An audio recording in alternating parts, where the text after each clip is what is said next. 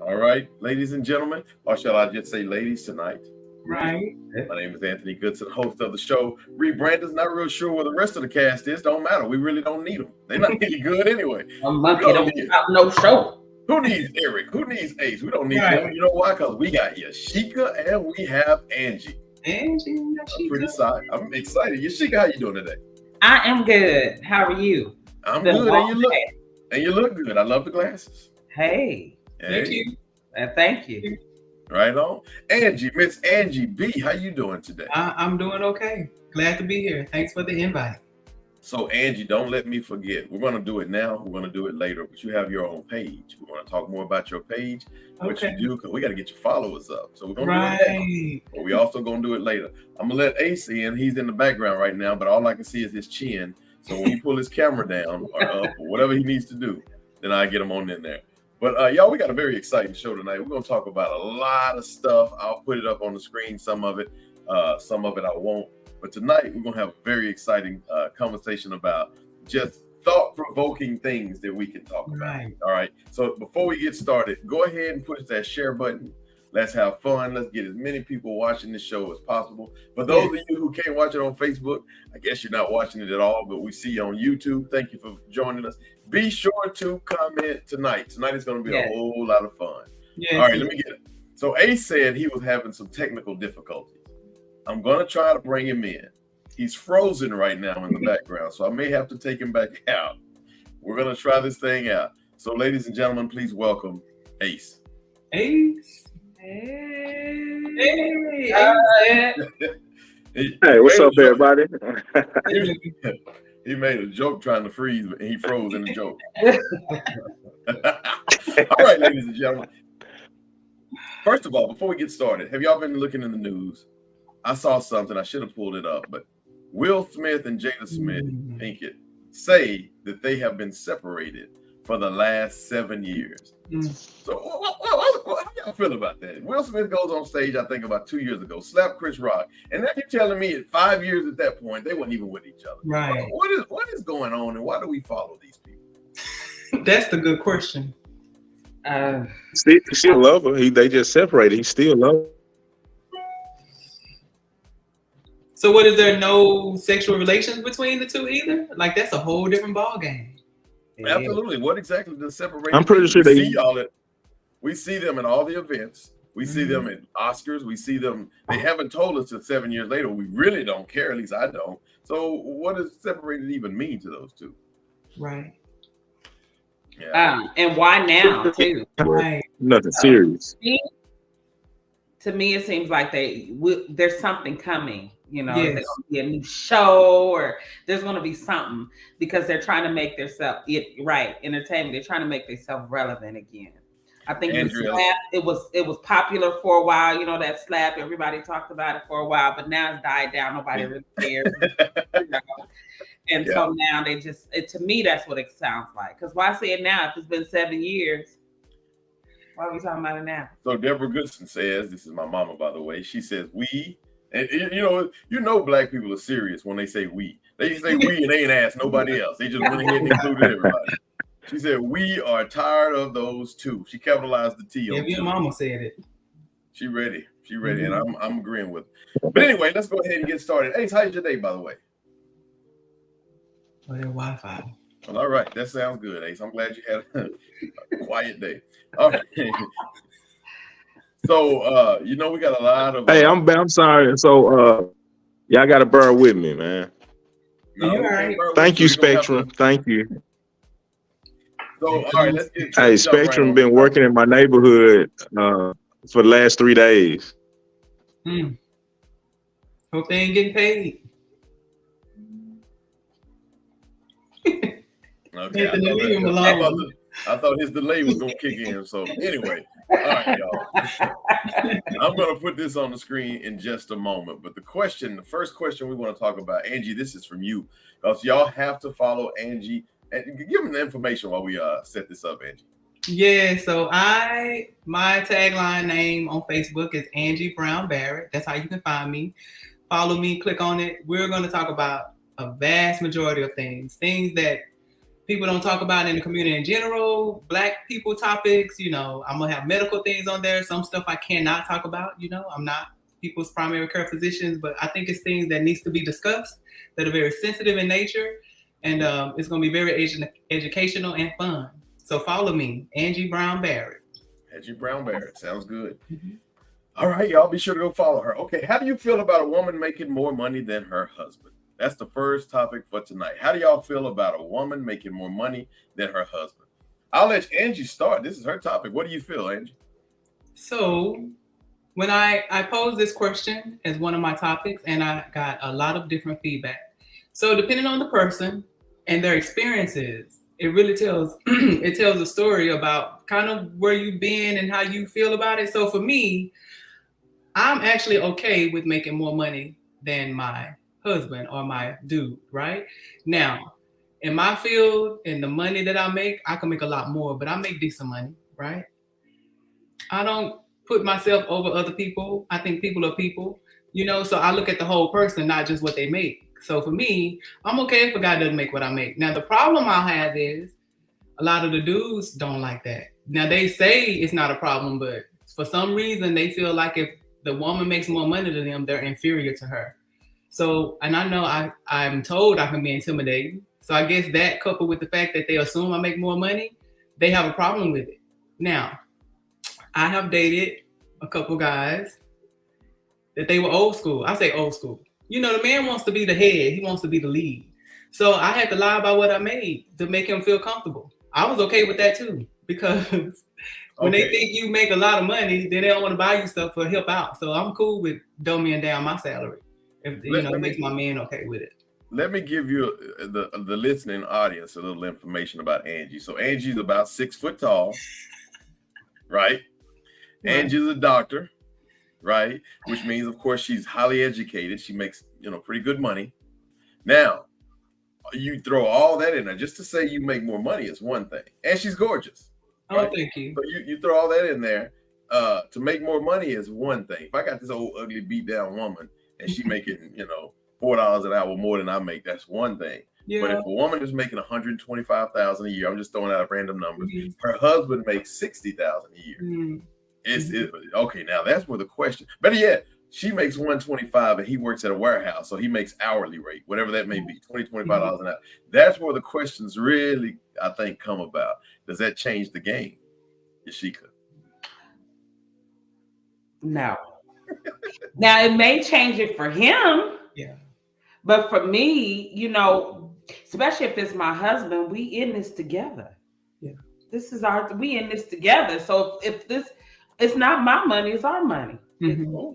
So our money's together, right? We married, so it's together. Mm-hmm. So for me, no, I don't think it would make a difference, but to him, maybe.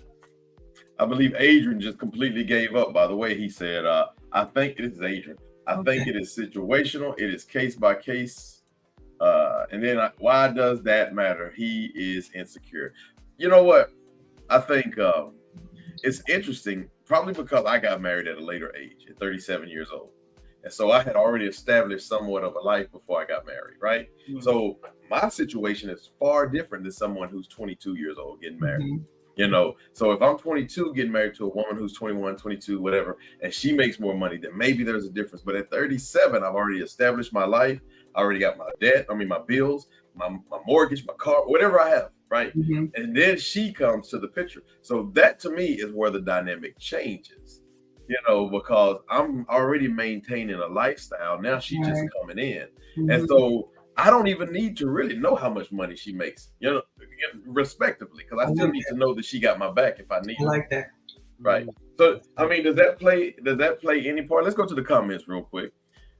Somebody says, why does that matter? He is insecure. I believe that's Cassandra Brown. Hey, Cassandra. Hey, Cassandra. What she said? What does that mean? She said, why does that matter? He is insecure. Why does it matter that you make more money? So the man must be insecure. Absolutely. I would agree with that. Unfortunately, it's men. I'm telling y'all, it's men that'll get upset, and then they're like, "Why are we even having this conversation?" And the reason for the conversation is because this is true. They have whole panels about this stuff. It's a real valid question and topic that needs to be discussed. But I think she's right. Now it's some confident men, guys, that they're confident, and we can see them confident. Their confidence coming. They ain't tripping. They all right with it. That's a confident man from start. You know what I mean? But I think my girl Joanne, she says if he can't bring home the bacon, he better be tenderizing the ham. Ooh, what now? Explain to me what tenderizing the ham. Are we talking in the kitchen? Yeah. I mean, that other room. Well, in the sorry, mom and daddy watching right now. My wife has always made more money than me. I love her. That's Ace, I believe. Adrian. All right. Cassandra Brown says, "Hey, y'all." All right. So, that's a very interesting subject to me because money is it seems like money is where the power is. And I don't see it that way necessarily, but money is where the power. So he who brings home the bacon or the most money has the most power. But, it doesn't make sense. If Jay-Z is making $500 million a year and Beyonce is making $1 billion, is the mentality different? Is anything different? I would think it'd be. I would think it would be different. Yeah, because do you really see? Is there really a difference to see? Because they're not spending it; it's just sitting. It is. They need to share. Yeah, I'm saying. With me. All right, moving right along. So staying with the theme of money. Have you ever borrowed money from somebody and that person either don't pay you back or they don't communicate well with you, or there's something that makes you uncomfortable about borrowing? Because see, now they have credit with you, like whether or not you're going to allow them to borrow again or how much you're going to allow them to borrow and so forth and so on. I'm going to keep that scrolling on the bottom. But the question now is, if I borrow money from you, how do you pay me back? We had a kind of conversation about this. I think that you should pay it back like you said you would. So however that is. So like if I say, can I borrow $100? I'm going to pay you $50 next week. And then I'm going to give you the other $50 in 2 weeks. Then you need to stand by that. But, for me, and speaking for myself, people have borrowed money from me and then don't say anything. So you lead me to assume that you're not, you don't have any plans on paying me back, or I don't know, right? Which makes me feel a certain kind of way because I thought it was better than that. Right. So for me, but then I hope that $100 did you well because you won't be getting anything else from me. Yeah. Yeah. But the best part about letting somebody borrow money is you could give somebody $10 and just pay them off. Hey man, I'll pay you back next Thursday. You gave them $10, they never gave you the $10 back, and then next time when they come back and ask for 20, hey, you didn't pay me back the first 10, and then you just paid them off. So usually they know, unless they just bold with it. Usually they know right off the top. Yeah. Right. But I don't care how you pay me back because I'm only going to allow you to borrow what I can allow you to borrow, as long as you communicate with me. So you can say, I'm going to pay you back all of it next Thursday. When next Thursday come, if you say, hey, look, man, I only got half, I'm cool with that. Yeah. Or even if you tell me you don't have it, like something came up, I'm so sorry I don't have it. But at least you told me. Yeah. Right. You just didn't say anything. Yeah. But they say, don't they say you're never supposed to borrow what you can't afford to lose anyway? Yeah. True. Certainly don't lend what you can't afford to lose. Yeah. Or lend. Yeah. Yeah. All right, let's go to the comments. Angie, I'll let you say what you have to say on that one. It says the same way you gave it. There you go. You give it all back is what they say. All right. Somebody else says communication is the key. Never lend more than you can afford. There you go. Yeah. Sandra Brown. All right. So two more comments came in. It's about the previous conversation. It says Black women that makes more money than most men usually turn to the other race. Wow. Whoa. Well, they're comfortable, I would assume. Wow. The other race makes them more comfortable because you get a lot of blowback and pushback from our community. Angie, you make more money than me. Do you date white dudes? Mexican? I'm not saying I wouldn't now. Don't. I am not saying I wouldn't. I don't do that. Now, I have a preference. I definitely have a preference. Yashika, you make more money than I do. Well, what you doing? I don't know if I make more money than you do. Don't listen. Come on now, don't. If you were single, it wouldn't matter, Anthony. You're a good dude. You're a good catch. You were raised good by some good parents. You're good and respectable. Your whole worth is totally different from any dollar amount that I could put on you. Yeah. Ooh.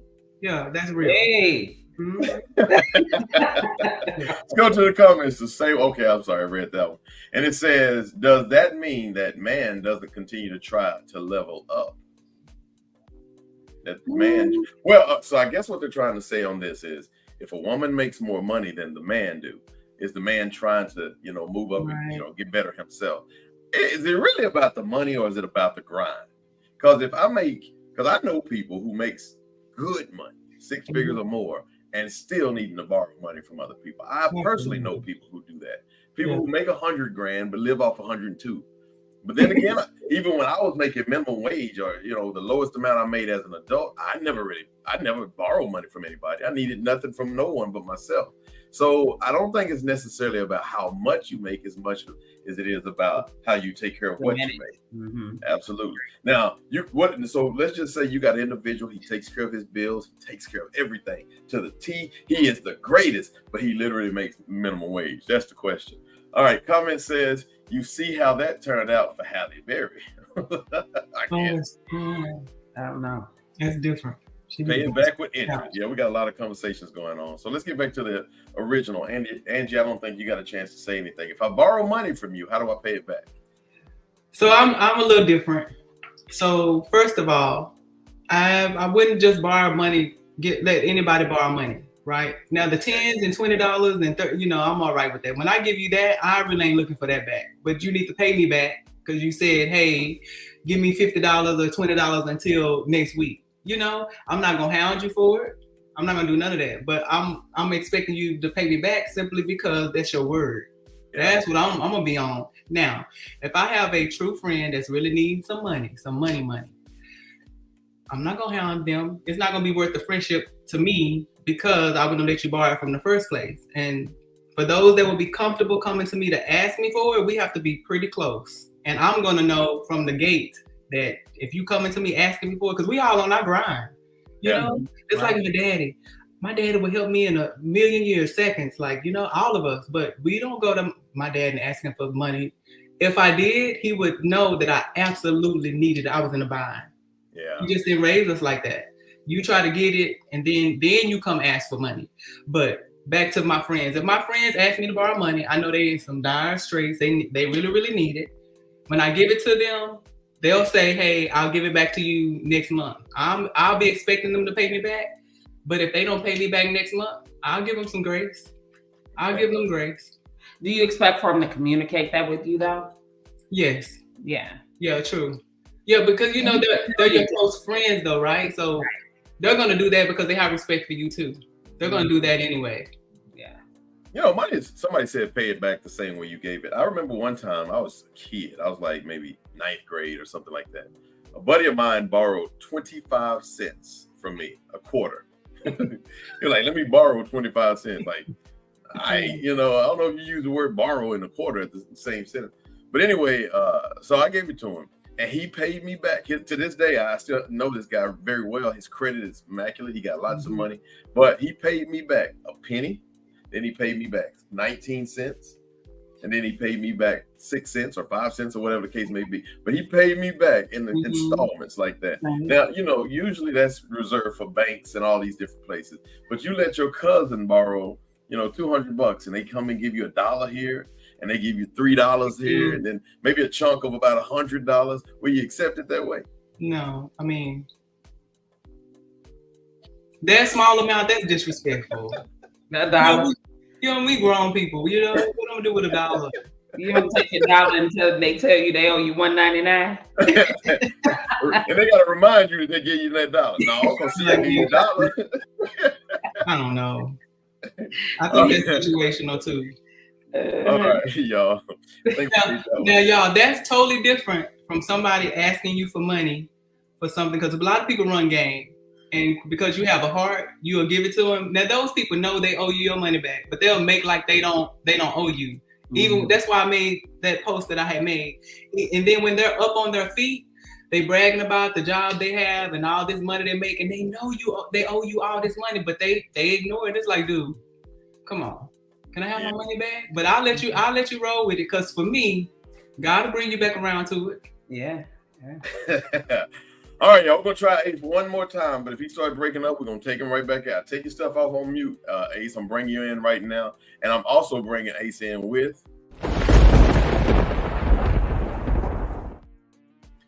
All right, we got new segment here. What ifs? What if? We made that a long time ago. We're just trying to use it again. All right, Ace, we got a list of what ifs that you told us to use today. Let's see how these things work out. Not to my recollection. I'm gonna throw them out. I'm gonna let you answer them. I'll let everybody else answer them. But tell me the what ifs. What if number one? What if we knew our last day living, and what would we change? What if we knew that it was our last day? The last day was on a calendar, and what would we change?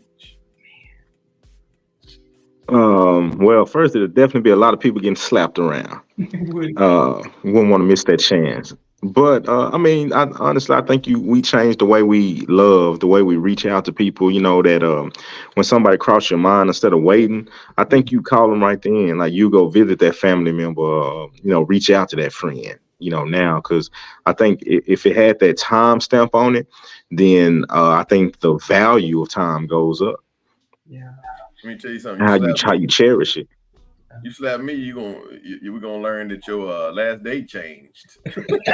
Hey, why you gotta be on the list? You ain't did nothing to be on the list. Right. Yeah. Yashika, what if we knew our last day and what would we change? What would you change? What would I change? You don't have a whole lot of time to change, do you? I mean, if this is my last day, what would I change? No, I don't know if you would have a whole lot of time to really make any major changes on your very last day. And would you want to spend your last day making changes? Well, let's say the last day is not today. Let's say the last day is December 3rd. Okay. Well, then I'll go with Ace then. You change how you communicate and reach out to people and love on people a little bit more than before. Change the way you look at your life and, how we work and we have our jobs and really, really don't focus on the living, right? Mm-hmm. We go to work and we grind. Like Angie said, we all grind. We're all hard workers. We grind. Mm-hmm. I think I would change the way I work because my work ethic is so strong. I work a lot and hard. And I think I would change that and take more time to live a little. I think and I'll get to you in a minute, Angie, but if I knew December 3rd was my last day, I wouldn't have a job. That thing is gone. Yeah. I think I spent all that time with family. And it's funny. I think family would probably be the number one thing. Friends and family, of course. Yeah. Now, of course, I don't have to worry about calories, so I'm probably going to eat a lot. Eat a whole lot. But I think those are the things I would change. I don't know. I've traveled. I've enjoyed traveling. But I got to be honest with you. I don't think travel will be a part of it. Unless the family and friends wanted to travel. But that would be it. I would get my family straight with finances because as long as they have to live on this earth, I would want to make sure that they're comfortable and they got some good stuff going on. But my change, if I knew my last day on this earth, how would I change? I think it'll be more family, more than anything. And they probably had enough of me as it is, but they would get more of me for the next 6 weeks. Ange? That's good. That's what Andy Griffith. That's what Barney calls Andy Griffith. Ange. Well, for me, I probably would do a lot of crying. Like my whole demeanor would change. Like I'm one with Jesus Christ and God, and I know I'm going there. So I would know I was going there anyway. But I would be very sad to be leaving my family, especially my children. I would be getting all my things in order to make sure they had everything they needed for when I do pass on. As far as work, I probably wouldn't work a lot because I know if I'm passing on December 3rd, I ain't 65 yet, they finna get paid. So I'm gonna stop working. Yeah, I'm gonna cry a lot. I'm probably gonna be very sad. Yeah. Me and Ace was talking about this the other day. What's weird about death, and I know we're not going that direction, but I think, once we find out that once we're gone, the moment we crossed over to the other side, I truly believe we're going to cross over and instantly be like, what in the world was I all nervous about? This is gorgeous. I think it's going to be beautiful. And we're going to feel sorry for the ones we left behind more than anything else. I think so too. Yeah. Oh, we're going to get over there and first thing we're going to think is, damn, did I leave that garage door up? That might be Ace's word, but trust me. Now, Yeah. okay, here's another one. What if we could live forever? What if you could live forever? Do you think that'll be good or a bad thing? Ace. Oh, it'd be bad. We'd be reckless. It would like I said, the value of time be going on. We could live forever. You know, like it'd be like, hey man, you talk to your grandma? I call her next century. She ain't doing that. You know, we be doing stuff like that. We be more reckless. I mean, you know, some people you gotta think, what's jail? I said, you know, you got 40 years. All right, cool. Just rest for a little bit. Yeah, I don't know. Yeah, let's sit down. So I think we'd be a little more reckless. A lot of things wouldn't be as important. I think the jobs would be more important to us because, you know, we'd have to take care of ourselves for a longer amount of time. You know, So like, yeah, you live too long. You'd be like, man, I need this job. What I'm gonna do when I get 102? Dang. Man, if you live forever, 102 is a baby. I know, that's what I'm saying. Well, when I get $1 million, because now in companies, like I remember when I was a kid, there was a company called Howard. Howard is no longer in existence anymore. In fact, Safeways and Kmart and all these places, they're no longer in existence. So Walmart would be gone at some point. So you got to constantly change. You're 3,000 years old, and now you got to learn how to do something completely different. So, you know, that's a very interesting thought because I think that it's the opposite of what we had earlier. You know, if December 3rd is your last day, then living forever, it's like you said, Ace, I don't think that people would cherish family as much. I go see my mama. She, you know, she'll be all right. You know, she ain't gonna die. She'll be all right. Yeah. Right? How do you take care of your body? I think we had this conversation the other day. It was like, if you made it to age 45, or once you make it to age 45, then you don't age any past age 45. So you can get stronger and healthier or fatter or whatever, but you don't keep aging. But yet and still you get older and older and older. And so that's kind of the idea. And I think we would take it so for granted, Angie. I think, Yashika, we wouldn't care about nobody whatsoever. It'd probably be a heaven if you did die at 1 million would have, you know, very few people. Yeah. And I guess my question would be, before I would say anything, is, am I the only one living forever? Is living forever for everybody? Or if it's just you? So if I'm living forever, but my family's not, then I don't, you know, no thank you. Well, you get you another family. In a couple of 100 years and you start over. Get you a nice 230-year-old. Yeah, I don't know. You know, you see, like, you know, I work in senior living and I'm an executive director, but you see people that's, my oldest patient will be 104 next month. Right? Awesome. And so that at that age, what do they have? Right. Hey, you better knock on wood while you're saying that. Yeah, but what do they have? Like, what is it that they have? Do they, you know, what family and friends is still in the land of the living? You know, everything they know is really not, you know. So is it 104, her grandkids old. Well, and that's true because at 104, let's look at 104, and then we'll compare it to you living forever. But at 104, I'm pretty sure she's the only sibling living, even if she's 20 years older than some of them. I'm pretty sure she's the only classmate living. You know, I'm pretty sure all of her childhood friends are gone. Probably all of her kids are gone, or most of them. I mean, my God, and her spouse is gone. Definitely her parents are gone. So life is just, that's a rough spot. So just imagine it depends on she had a loving family. You know, those great grandkids stuff, they all rally around her and show her love. And I mean, just 'cause she 104, that don't mean she can't have some 80-some-year-old friends and, you know, hang with the youngsters. Y'all know I mean, seriously, like 92, 94-year-olds, and they ain't ready to die. They be like, I ain't trying to die. I want to live to 110. And I be like, man, to have that outlook in life. That's great. And these people are not old and decrepit, y'all. Now they're older. Their movements are slower. But these people be 80 and 90 and they be like, I'm not ready to die. I want to keep, you know, they want to keep taking this medicine or keep getting these tests to make sure they don't have this and that. And they be like, you don't need to be doing all of that. Just let it ride out. Live a little. They still want to They ain't seeing death. Well, you know what? If you're 94 years old or whatever, and you still got the body, the mind, and all that of a 60-year-old, then I mean, I guess I would probably want to go a little bit longer too. I know, especially if you're at that age and your kids are still, if everybody's dying around you, to me, life seems like it's depressing. But then again, some people might have a different attitude about it. So that's pretty good, Angie. I never thought about that. All right, finally, what if? Oh, wait, you ain't gonna do the little. Yeah, I had to go back to it. I'm sorry, I wasn't ready.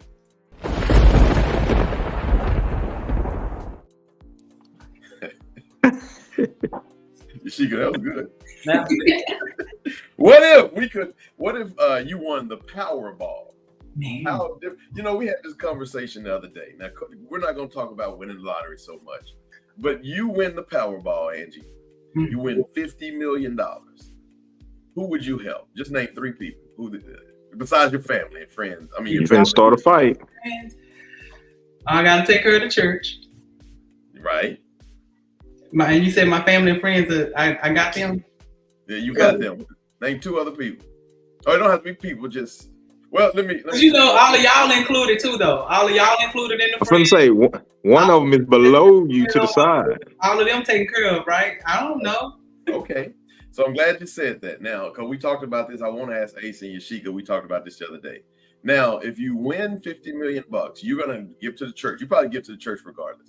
All right, you're gonna give your friends, maybe family, and all that stuff. Okay, great. But let's say when you were 20 years old, you started grinding. At 22, you made your first million. 30, you made your 30th million, whatever. Now, at your age today, you're worth $50 million. Does that game change? Who you give money to? 199%. Y'all, I try to help people now and don't be having stuff. That's probably why I'll never win anything or do anything with it. But no, literally, somebody, if it comes down to dollars in my wallet, now don't come asking me for no money because I'm saying this now. But I am the type of person, if something like they wouldn't even have to ask. I don't even want people to know it's me doing it. But I would help a stranger on the street just to bless them. Middle class people like us that we working hard. Y'all, sometimes we have a hard time paying our car note, mortgage, and light bill. I want to help those people. Those are the people I would help. Without them even. But you wouldn't be just shelling it out like if you won it though. Like you won, you be like, I'm gonna help you. If you were just worth it and you gain that over time. No, you're right about that. Yeah, if it's like, we could take our salaries now. I ain't broke like that, but no, it would be different. But y'all, we got millions of dollars all the way through. You ain't holding on to all that money. You helping people. Yeah, you should help people, but you worked for it. So I think that goes on rolling into the other question is helping, people, really helping people. So I guess we would have to look at what you're doing for people. Deborah Collette said, she said, I'm out of here. She won that money, she go. Look, this hat y'all see right here, it'll have, I go get it scripted on. They say hell no. Yes, y'all will help people. Yeah, I wear it every day, all day. You better believe it. You better believe that. Bora. Don't leave me out. We going.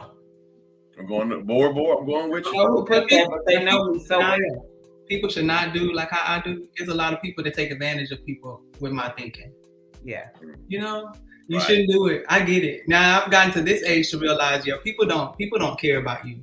But you know what though? Being a giver like you are is cool as long as you're not a sucker with it. Yeah. You can be a giver, just don't be a sucker. Because they can read suck on your forehead. I know it. Yeah. I mean, you learn from that though, Angie, because I was too. And I still am a little bit. Yeah, but I've grown from it, and it took for me to learn from that you can help people. You just have to be careful how you help them. Real careful. Yeah, but I still believe wholeheartedly, and I believe that we're meant to help people. I think that. So that's definitely how we do it is what we have to be careful of. Well, it's biblical. Give and it shall be given unto you. I think it's important that the idea of that whole, if you won the lottery, would you be different than if you gained that same amount of money over the years? The idea is now at 40 something years old, you are, all those 20 years after you started earning it, you now learn how to give differently because it's easy gained is easy given away. For example, that's why they say so many millionaires and lottery winners lose it within the first 2 years because they probably gave most of it away. Unwillingly, not knowing that they were giving it away, and that's usually the way that it works. But if you gain it over that time, you learn how to attain it over that time. That's either or. Look at Rodney King. They say he was broke and he earned that money, but he still lost it. So you would do different if you worked for it. Deborah Goodson. Next comment says you have to know the difference between help and that's a good one. Yeah, I don't. Yashika, should I just go ahead and go to that question? Should I hold that one back later? That's a good one. I don't know if I even typed it in yet, but I'm gonna go ahead and jump on there. Yeah. The final question that I was gonna ask, and somebody said that I won't even put it up on the screen. Is helping you? I'm gonna put it up on the screen after I read it. Is helping your family and friends really helping your family and friends? Angie, I'm gonna let you go ahead and start on that one. Yashika, you gonna back clean up. Angie. Is helping your family and friends really helping your family and friends? It's situational, right? Let's say I get a $20 million contract. Now, my family, Lord Jesus, I'm gonna do a certain amount for everybody anyway. That's just how I'm made. I'm the alcoholic that don't know how to put the alcohol down and won't eat food because he's drinking. I'm gonna do something for him too. Now, am I gonna give him $1 million? No. But I'm going to do something for everybody if I can. Now, do they repeatedly with your hand out? Because this has been some topic in the family a little bit anyway. The people that repeat, not doing stuff with themselves and gonna steadily be coming back to you to get money. No, absolutely not. The ones that's trying to do something, yes, I'm going to support them. You help yourself, I'll help you a little more. But starting off, I would probably do something. If it ain't nothing but giving them $500 or throwing a big party for everybody, I don't know. I'm going to do something for everybody. I'm going to try to. Well, you got some people who need help in your family, and sometimes giving them cash or paying their rent and all that stuff, all that does is enable them for another month to need you next month, right? So really, when you pay their rent, you're not really helping them, are you? You pay, or I'm saying pay their rent. It could be you pay their car, whatever. It's helping them, really helping them. You got to really, that's a tough one because you really got to know what you're doing, and you really got to be thinking far ahead on you got to know the person. You got to know who it is. You have to know their characteristics. Somebody said Cedric the Entertainer set up a specific yearly fund just for this. If you got the Joanne, I like that. And he stopped it. He stopped it because they started neglecting it. They wanted more. They wasn't satisfied. That's the problem. But if you do, listen, if I pay, if you need help with your rent, I come into this money. Me helping you with your rent is not going to break me. I'm going to help you with your rent. When you come back to me next month, then it's a hard no. What would be wrong with that? But I do think you shouldn't, whether he needs you next month or not, is not your problem. But you got to do what you're supposed to do from the beginning. That's just how I feel about that. Right. I got a motto for myself. I know this might be bad. I give all the time. I give to y'all if I needed to. If I wanted to, I give to the homeless, whatever the case may be. Ace, quit thinking. But I don't give to the same homeless person twice. I can't do it on the street. What if he done change clothes and you don't know? I can appreciate that. Because I feel like now I put you on the payroll. Every time I get paid, I got to give you some of my money. I have a hard time with giving to the same. If he put on a hat and a little nose or something, I don't recognize him. Then he gonna have to change characters every time he see me, and that's a lot of work to get this dollar. Hey, somebody done blessed him with some new jeans and a shirt. Hey, baby. Is helping your family and friends really helping your family and friends? To me, in the ways of money, no. I think, especially like if it's somebody that's not what does it say? You got to do for yourself. I think people, if I see you working hard and really trying and you just fell on bad times, okay. But if I see that you're not putting any effort, why am I fighting so much for you if you haven't thrown a single punch? Mm-hmm. You have to be able to fight for yourself in order for me to get with you and help fight with you. But I want to fight with you. I'm not going to fight for you. And so it's situational for me too. I just don't think, from the way that I've lived my life, I just don't, and what I've come across with my family and friends, that just giving is not helping them. No. Just like a homeless person, right? You just talked about giving a homeless person money. Do you think a homeless person would benefit off of the $20 that you're going to give them or the job that you help them get? Because you're still helping them.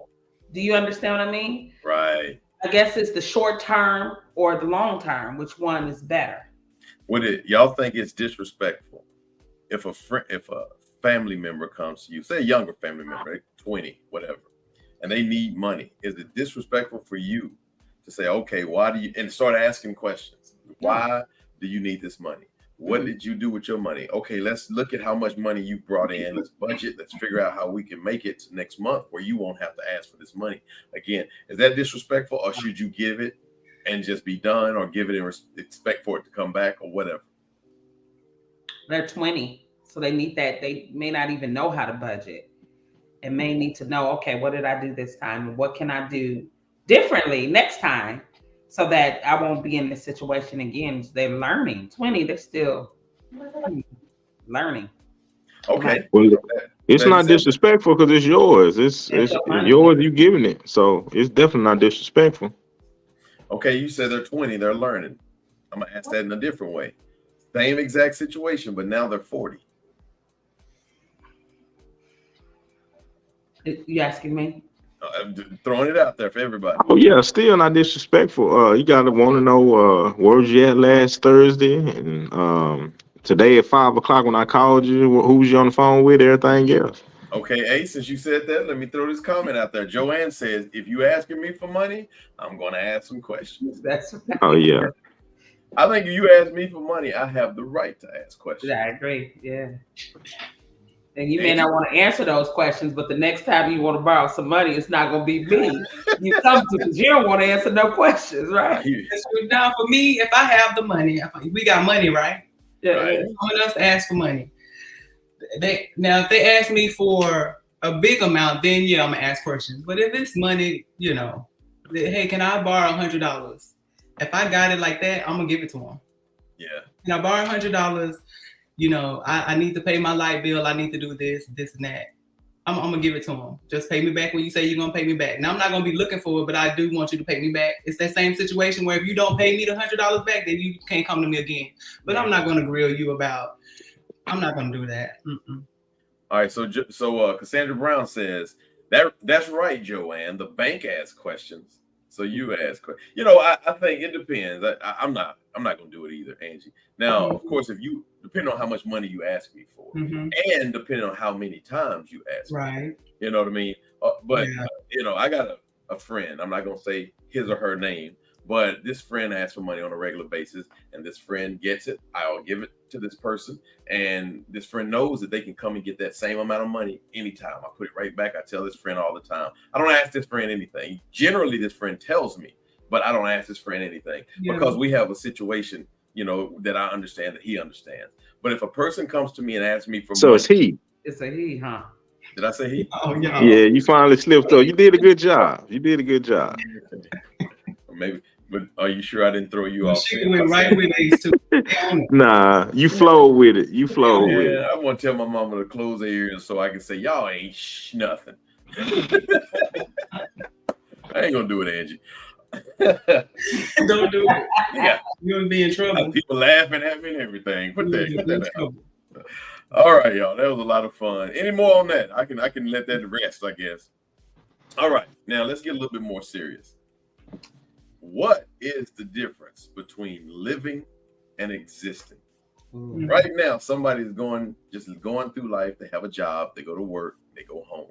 And you say, are you living or are you existing? How would you explain that, Angie? Living is enjoying life and having fun, doing things, getting out, doing stuff that you enjoy. Some people enjoy staying at home now because I am a homebody. But Yeah, going to work, I don't think that's a happy person. When you just existing, I don't think you're happy. It's not a happy person. I think that's the difference. Happiness, or if you know. I agree. I think you're not happy, and I think that it's uniform. You get up at this time, you eat whatever, you go to work, you do this, you get home. It's just uniform. And if you know exactly what you'll be doing next week Thursday, same thing every single time, every day. And like, I'm a homebody too, just I prefer my bed before anything else. But I think that just existing is just that, doing the same thing, not really wanting to do. You have things like you, Anthony, you have your document, not little, huge, actually. Right. Your documentaries, and you want to do movies, and you want to do stuff. You're living, although you're working, right? You're still living a life that's worth living. And I think that's important because we all have things that we like, that whether y'all know or don't know, I love to sing. And so sometimes I'll go out to bars and sing, with bands and stuff, because that's something that feeds me, my spirit. I really like that. It's a passion of mine.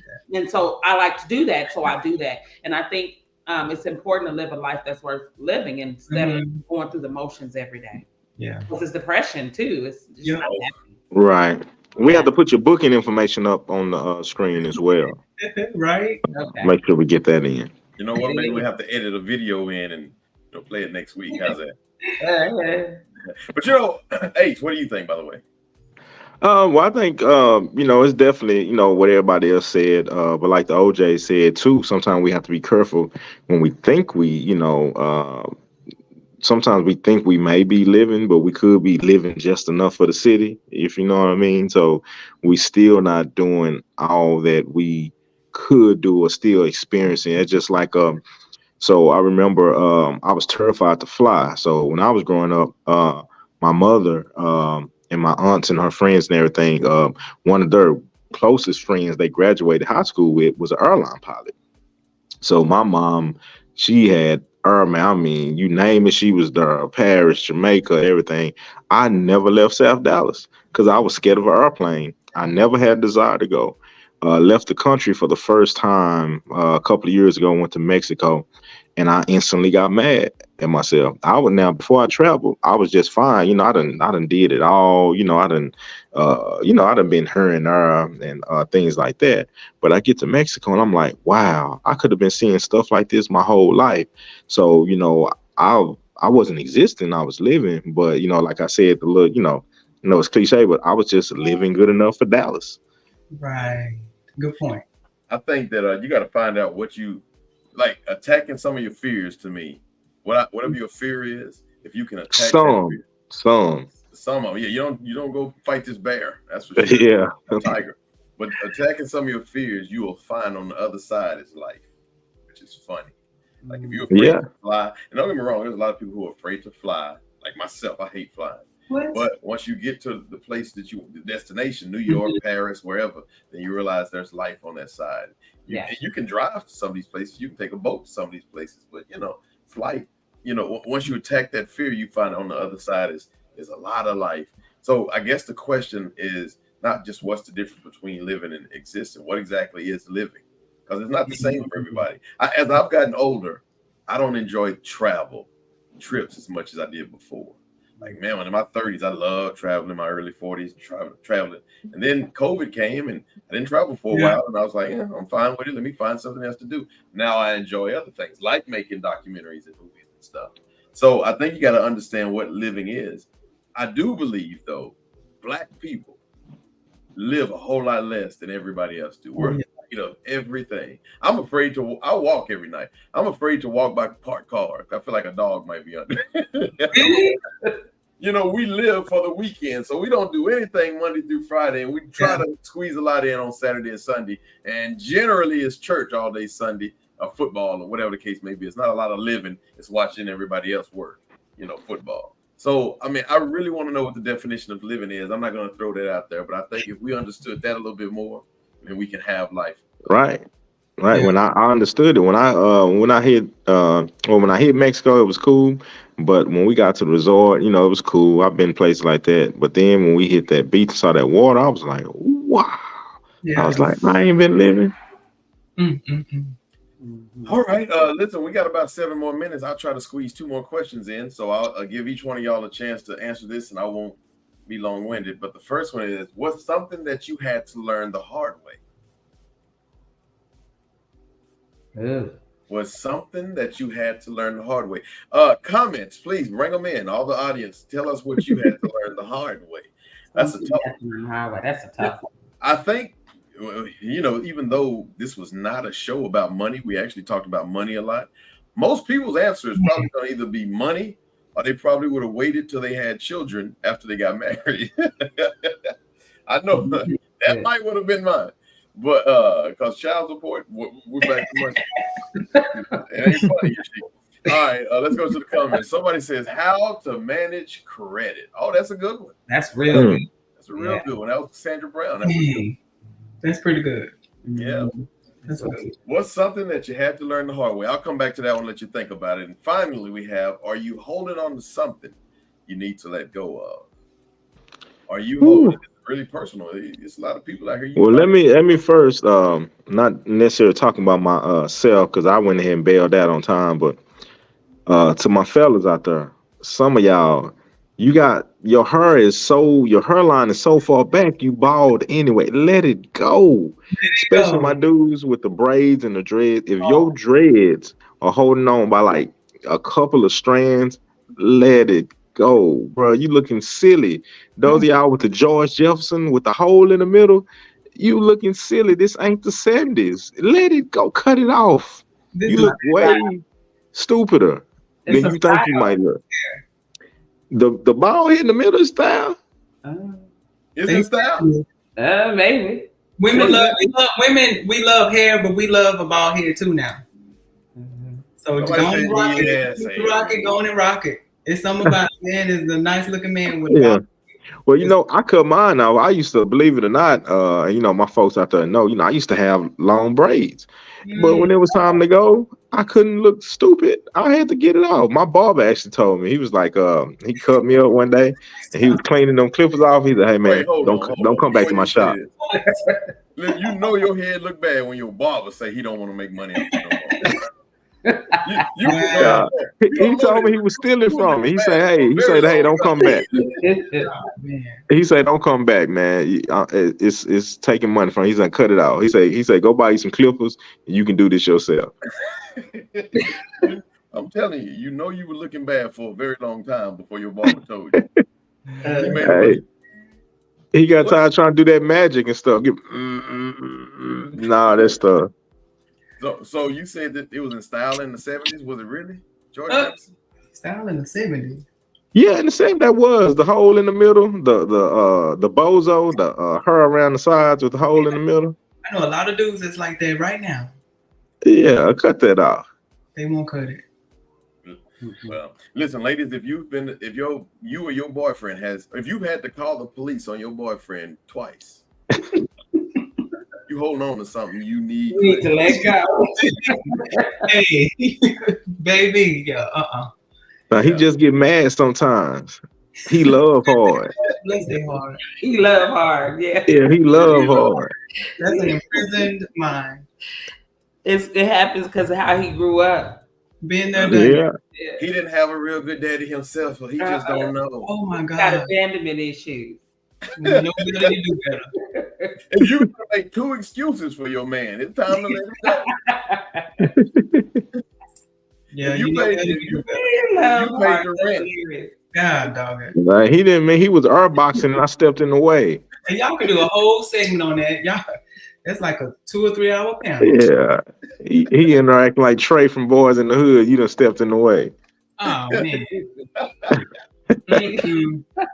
That's on my deal breaker list. Oh yeah, physical. Right? What's on your deal breaker list? That hidden stuff and all of that. Oh yeah. Like you said, I gotta call the police on you. No. My mom always say it's 2 things I can't stand. I can't stand that line, and I can't stand that hidden. Man, Tell me Tell me and my sister that all the time. I can't stand that line. I can't stand. All right, y'all. Looks like we got about a minute left. Okay, so what's something you had to learn the hard way? I threw that in there again. Somebody says right, Ace. Somebody else says sunroof and all the shade around the side. That ball hit. All right, so if y'all don't have anything else, I got one more thing I need to say to y'all, which is, I'll stall it. I got it. Hey, yo, Ace, who do we have on the show next week? I'm discussing the topics that have to deal with the Black family. So you know the food or the drink is good when the person says swallow instead of swallow. We're going to have an interview with Liberians with Tourette syndrome. And the name of the show is going to be titled Breaking the Rules. So we will have their mics muted most of the time. Married couples that swing at the playground, are they confused or just risk takers? Giggity, giggity. We'll see how that goes. You know, catch Adrian, the Ace Stinson, and the rest of the Rebranders crew live Wednesdays at 7:30 p.m. Central on YouTube and Instagram at Rebranders Podcast, Facebook at Rebranders, or rebranders.org. I work too hard. Look, I work too hard for this stuff, man. All right, before we move on to Ace's spot, go ahead, Yashika. Where's my picture? Oh yeah, I didn't put it up there. Yeah, I had to. You know, I'm a big shot Hollywood executive. I know. Well, I know you got things to do. I forget. Yeah, put me on your calendar. I'm making it happen. I guarantee you next week it will be in our on your schedule, please. I'll put it on my schedule. Thank you, lady. We have two of the most beautiful women in all of DFW on our show. We have Angie B. Thank you. Yashika Washington. Thank y'all for being on. Well, Yashika's always on. She's a regular now. But Angie, one more time, tell them how they can contact you. Angie Brown Barry, Facebook. I won't tell y'all the other spots. But y'all follow me. I need to get my followers up. I got to get some content out to help the community, to help the Black folks, the white folks, the Mexican, everybody. You know, I love everybody. We're going to all grow together. Angie Brown. See.